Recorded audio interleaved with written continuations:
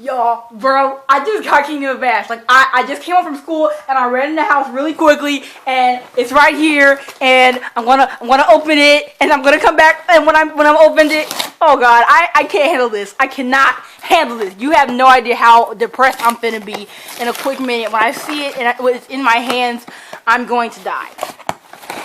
Oh my god. I literally cannot look at it. Oh my god, look at it. Oh god. Oh my god. Oh my god. Jesus. Wow. I can't do this. I cannot handle this. Look at how beautiful it is. It's so gigantic. I love it. I love me some big books. I'm going to read this and you guys are going to watch me and this is going to be a ride. So one of the biggest theories that people have been talking about this book is that Dorian is a freaking Valg demon. Like, that's a big thing because his father was infested with the Valg when he had sex with his mom and when they made him. So is he a demon? Basically is the biggest thing that people think, and they think that it is. They have receipts. It's a thing. And I was just reading, I'm on page like 47 and he's talking about my dad was a demon when he had me. What does that make me? Like, my blood's red, all this stuff, but am I a demon? And I'm like, are you a demon? Like, I don't know. So everybody also has been wondering where his eyes come from. His mom doesn't have his eyes. His dad doesn't have his eyes. And we just found out that the King of Adarlan, the first King of Adarlan, has his eyes. So that's where he got his eyes from. Theories are just being debunked. I'm at page 47. Adion's good. We've had his point of view. Manon's obviously good. We just had her point of view. And basically nothing's been happening. They haven't found Aelin. It's not going that good. You know, people are not having the greatest time. So we got the ship popping off. Now, this is the first ship that's been popping off because the other ones are either not with each other or like hasn't popped up yet. But Lord Can, we all know how he gave Elite his shirt in Empire Storms for her cycle or whatever. We just found out that Elite was so grateful to Rowan and whoever else, Gabriel, for giving her their shirts this time when it was actually Lord Can's shirt, and he made them not tell her because she doesn't want any help from him because of after him crawling after Maeve. I can't handle this. Like, that's so cute. So we just got the first KO point of view. And I'm having heart attacks because I missed him so much. And him and Yrene are on the boat. And they're like talking and stuff, and it's cold out, and she's like, why are you out here? It's cold and stuff, and they're just talking and stuff, and it's cute. And we're just talking about how, and she's like, whoa, are you talking about the fact that, he was looking at the ship where Nesrin and Sartok are, and she's like, are you looking at the fact that they were smart enough to remain in bed on a morning like this? And then basically she was like, yeah, as we should have. And then he elbowed her and was like, you're the one who woke me up this morning, you know, and like pressed a kiss to her neck, which is exactly how she woke him. And then they spent like an hour doing, you know, and I love them so much. Like, they're my faves. They're my faves. I love them. God, oh my god, oh my god, oh my god. Y'all. Oh my god, oh my god. Okay, so I was just reading. Everything is fine. We read Kale's point of view, and then we had we had Nesrin's point of view, and then we went to Yrene's point of view. And everything's fine. She's like being clean freaky, and she's like trying to set stuff up, and Hafisa, the healer on high, is like, stop doing that. Like, they're not going to be able to keep track of everything when we're in war, Yrene. And she's like, yeah, of course. And then in her mind, when she's walking away and leaving the room or something, she's thinking about the fact that she won't be able to help around, like, much longer. And I'm like, what you mean? Like, are you dying or something? And then it says, the line is, Yrene's hand drifted across her abdomen and lingered. She is pregnant! Oh my god! Out of everybody in this series to get pregnant is my baby's first. People had theories about this and I was like, nah, I don't see it happening.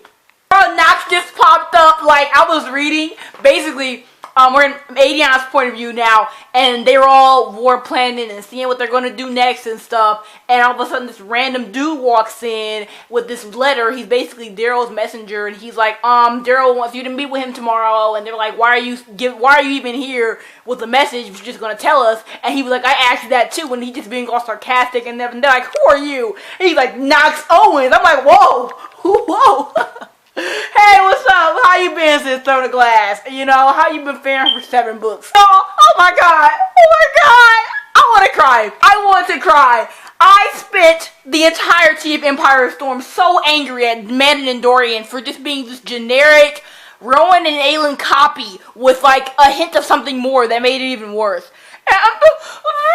So, okay, I'm gonna try and sum this up fast. So basically what happened was Manon met the Crocians, and she's getting them to appreciate her or whatever because she staged an attack, kind of like Aelin did in Empire of Storms, and they're talking, they're on their bedrolls, it's all nighttime, they're talking. Oh my god. They're talking, and they're like, oh, I don't feel like talking anymore, because they're talking about all this deep stuff, like about how he doesn't like his dad, even though he was kind of human, and they're both like going back and forth. Oh my god. And then, I want to cry, it's so beautiful. And then, she's like, I said I don't want to talk. And then she went over there, and she started like dragging her teeth on his neck, and I'm like, oh my god, it's happening, boys, it's happening, we're doing it here, and oh my god, and they like shut me up then. This book just became my favorite read ever. Thank you, Sarah J. Maas.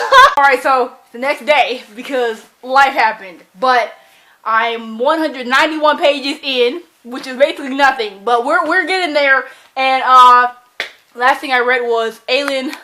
Before that, Kale and Yrene went to Anil for his father and stuff to warn him that Maas is coming or whatever, and it was really funny because Yrene was standing up for him. It was the cutest thing ever. And next what happened was Aelin, it was back from Aelin's point of view, and basically Maeve was trying to trick her into giving up the location of the word keys or whatever, and it didn't work. So and she basically just gonna torture her. But even worse, I forgot about this. So basically, my theory, one of my theories, was the fact that, like a theory that I said in the video, was that Maeve's gonna put a bow ring thingy around Aelin's neck to control her.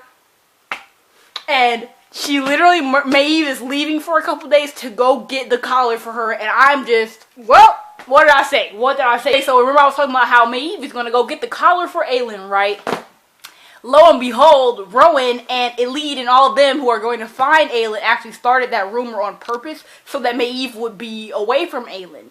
Why didn't I think of this? Like, thank you. The book keeps snapping on my existence. So, Aelin is getting tortured. Like, they moved her because Maeve went to get the collar and stuff, and it's not good. And Karen is like really about to break her. Like really, she's about to burn her alive. And she's like, I can't deal with it. Like, I'm not going to let her put the collar on me, but I can't be broken either, you know. If she knew she had to choose one, because she's not going to be collared. She said she wouldn't be able to deal with that. So she was like, I'm just going to let him kill me. So she provoked him, tried to get out a whole bunch of times, didn't get out. Is about to get like completely just screwed.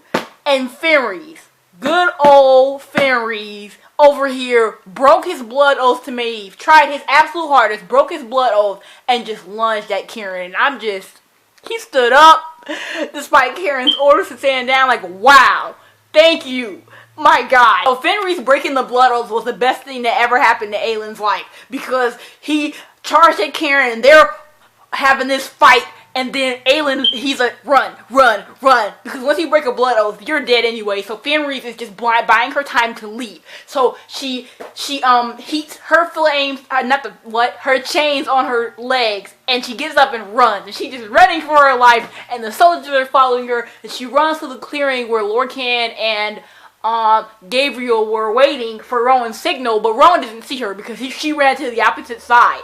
So she runs, and then Lorcan sees her, and he's like, oh my god, like, he just starts freaking out, like, his magic starts wavering, it's pretty lit. And then the soldiers pop out, and they're like, I guess you got me, but no.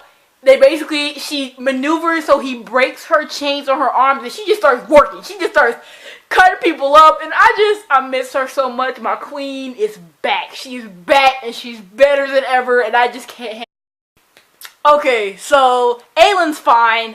She was freaking out about the chains because they couldn't get the chains or the mask off, but they got it off. And she had Fenris swear the blood oath, which was really cute. But anyway, we're back in Dorian and Manon's hours, and so you know how I was talking about how cute it was and stuff, with Dorian had opened up his magic and he could actually shapeshift because he opened up to her. He opened up to Manon's one time, and basically that's what was needed. Basically, but he needed something more. So he went and he summoned Keltane Rompier, you remember her, but didn't really, like, ask for her to come, but he needed to talk to her, and she told him a whole bunch of stuff about Morath and all this stuff, and basically he realized that he needed to become something, he needed to be somebody.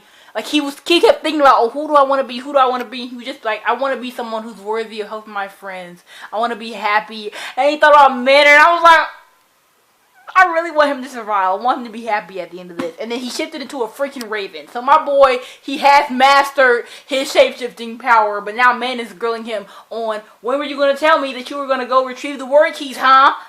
Oh, god dang it. So Aedion and Lysandra are hella losing. They're not doing well. Their freaking army is not doing well.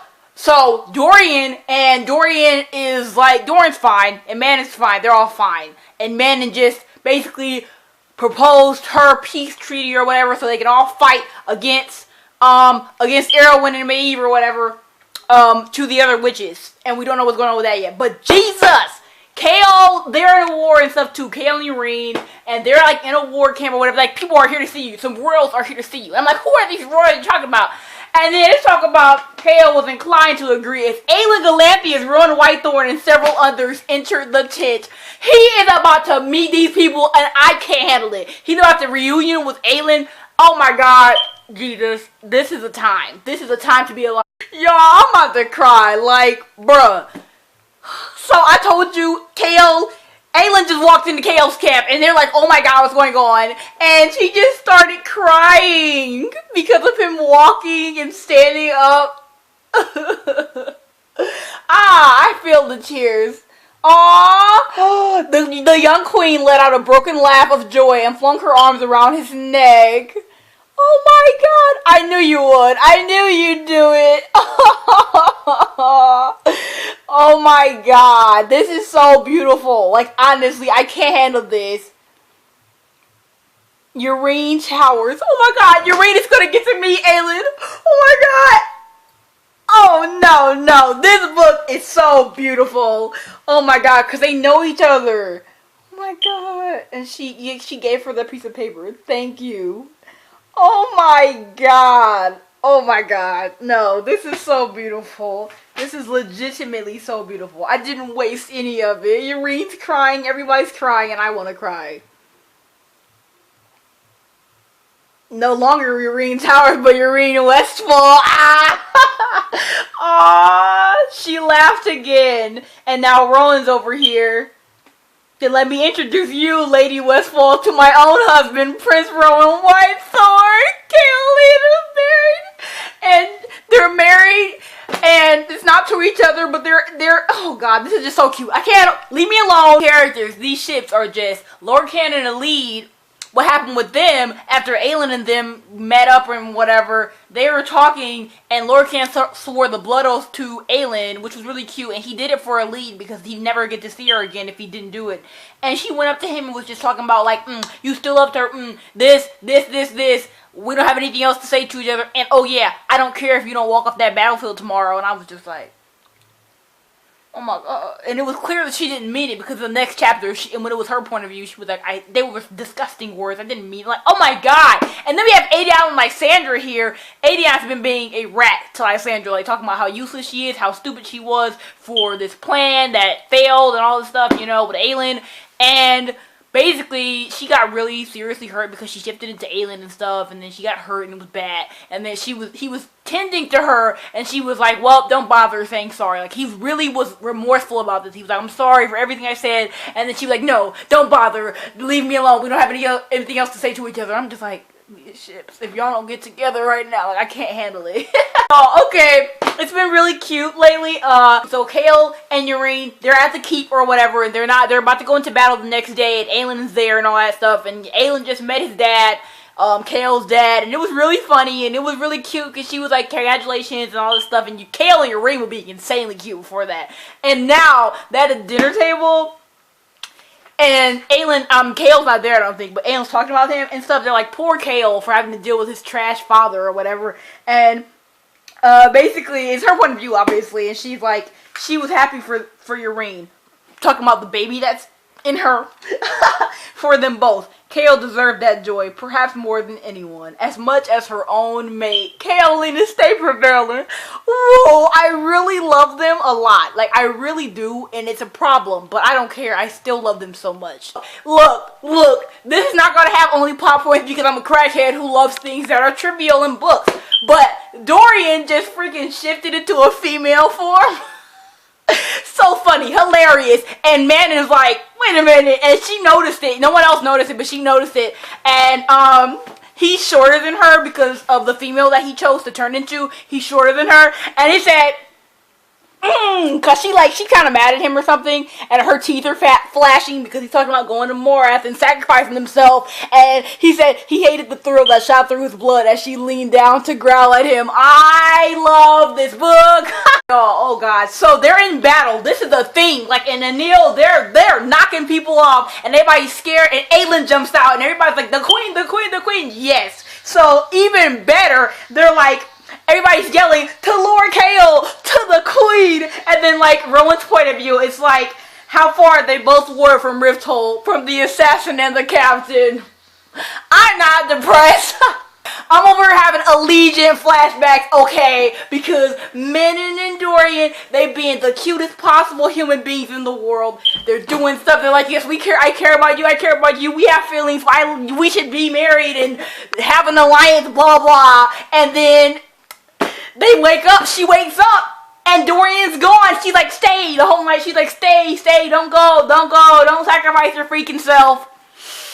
And when she wakes up, he's not there, and I'm just having Allegiant flashbacks because that happened, I think, or Insurgent, one of those books, and I swear to God, Dorian Haviliard, if you die doing this, I can't handle this. I'm not having a good time. Okay, so y'all know Dorian went to Morath to go get the key and all this stuff, and he's like a mouse or something, and he's going through, and he followed Erewhon into this room, and this female's there, and he's like, this female's Faye. Who is this? She pulled off the hood, and it's freaking Maeve, and he's like, oh, what's the reason that you came to Morath? Like, why are you here, Maeve? Are they about to join forces? This is not good. This is canon. I hope you can see me. Dorian is a Valg, because he's talking about, he went into the Valg room as a freaking gnat and saw the stuff, and it was calling to him, and he was going back toward it like, oh my god. And Maeve saved him and was like telling him that that's what she felt every single day. That's what she feels every day after leaving the Valg place. So Dorian's clearly not human. He's a Valg. Whoever said that, Ashley Outpaged,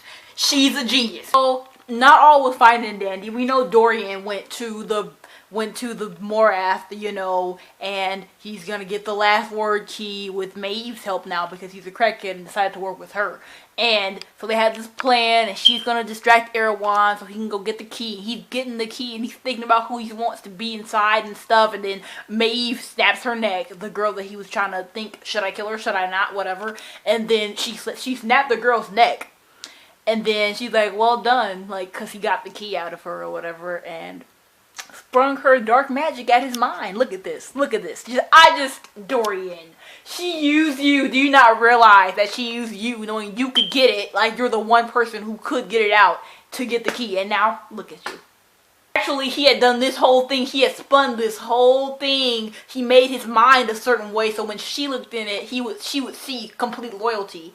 But then had a trap laid for her. So when she trapped him, it's just like he had a whole plan this whole time. So blessed. Dorian smart. Thank you, man. I thought you were gone. Dates. The Crocians and Manon all arrived in Terrasant, whatever, wherever they're fighting with Aedion and all of them, and they're helping, and it's a really brutal battle. And we're back with everyone else, and Elite and Lorcan are in this. They're in this tent because they have the same tent. And like stuff is escalating because he was like massaging her foot because like her foot is crippled, and like stuff was escalating because like then she went over to the bath, and then he undressed her and was like beautiful, and then she undressed him and was like beautiful, and I was just like, my babies, I ship pure humans. So, and like it's so nice, it's just so nice, it's a nice little scene. I just had to know that because I've liked them since their first scene in this book and from their kiss scene in Empire Storms. Oh god, yeah, I'm already crying. Look at me. We at page 752, and freaking, oh my god. So they're fighting, everything's fine, the fight is going well, but like they started getting into the city walls, and all this stuff happened, and Abercross was about to die, but then Petra, who she preached to before or whatever, her and her clan or whatever, they helped her, and Abercross didn't die and stuff. But then the witches got like the tower, and they were yielding, and they were going to destroy the entire city because that's what happens or whatever.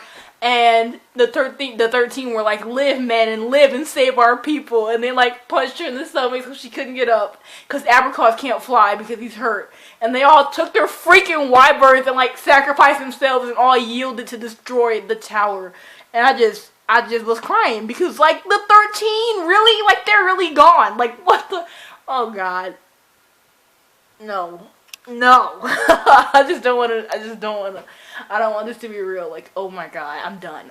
Y'all. Yeah, I'm crying again. Look at me. So, the next point of view after the, 13, they put out flowers and stuff for them on the field that they died on because there was nothing left of them because they, like, blew up. But now we're back in Dorian's point of view, and I'm like, Dorian had touched down like where their army was, where Aelin and all the rest of them are.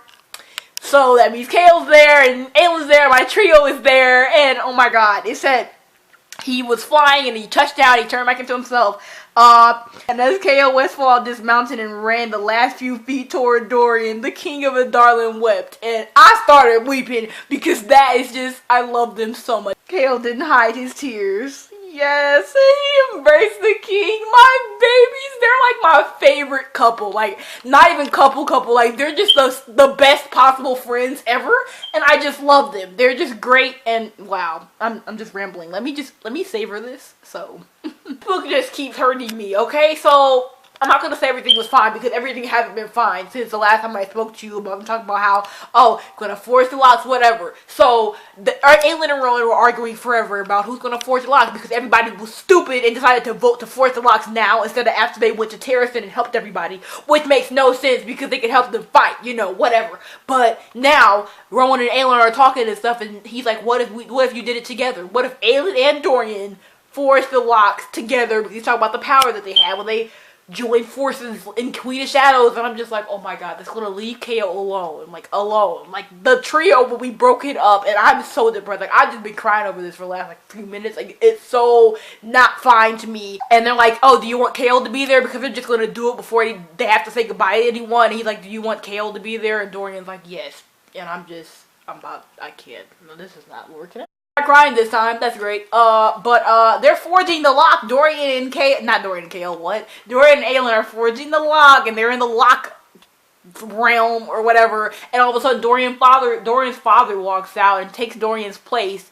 And Aelin had this plan the whole time, apparently, because basically she's going to sacrifice herself, and Dorian's father's going to sacrifice himself because he has the same bloodline as him or whatever. She pushed Dorian back to the real world, and now Rowan's just depressed. So, I strongly believe that ACOTAR just showed up in this book, and I'm so mad. Like, honestly, so angry. Like, we're at page 800, and Aelin's falling between worlds because she's like, I will not die. I refuse to let them take my soul. So she gave her magic to the lock so it could be forged, and she's falling between worlds right now. And she said, look what she just saw, y'all. You can't tell me this is not Rhysand and Feyre or something. Like, where, passed over one of those mountains where a winged male stood beside a heavily pregnant female gazing at those very stars. You know that's Rhysand. Stop. And that's so ugly. Like, get out of this book. You do not belong here. She's like, they were fate, but this was not her world. I'm so angry. The winged male, beautiful beyond reason, snapped his head toward her as she arched across the sky, and he lifted his head as if in greeting. I thought it's kind of cute, honestly. I don't know. This book is making me angry. Like, oh, Rhysand's power just slowed her down so she could get to her world. I'm actually feeling a little bit happy now. Thank you, Rhysand. Doing something good for the good of the greater people. Oh, she came back to Between the Worlds, like we know, and she's back and she's talking about it, and she says she feels cold, and I'm like, oh God. She gave her freaking fire power up, so she's still a Fae, and she has that last drop of power from somebody else's bloodline. Saved her. She's like an ordinary gift, a fire bringer no more, but Aelin all the same. And I want to cry because she's not my fire breathing queen anymore, and that makes me sad, like really sad. Like, how are they going to win the war without her?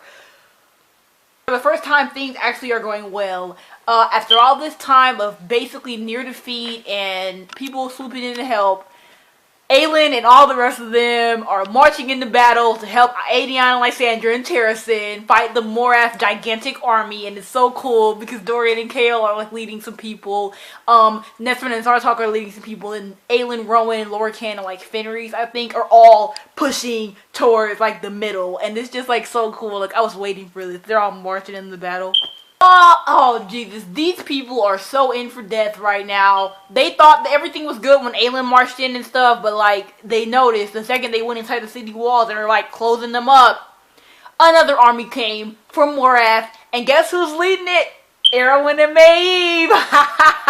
Y'all are so screwed. Queen Aelin Galathius is back. Like, she's been back. But, like, this was really epic. So, Maeve and Erwin, we know, are on the battlefield now. And Aelin went out there for her last hurrah. She's gonna make sure that the people do not lose hope because they're losing it. They're like, oh my god, we're going to be defeated. Oh my god, death. And she walked out there with her little last flickers of magic with her sword and just talking to them. Like, she's just talking about how Maeve betrayed Erwin and stuff. Just to get him to doubt it a little bit.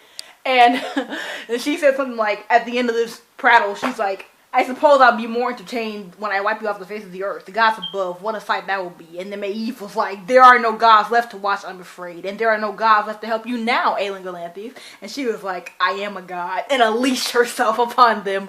My queen, I love her so much. She's so great, Jesus. What? Like, Aelin Galathius, best female protagonist alive. So, this battle, Aelin's basically holding them off. She was holding Erwin off, but he got completely destroyed by Yrene.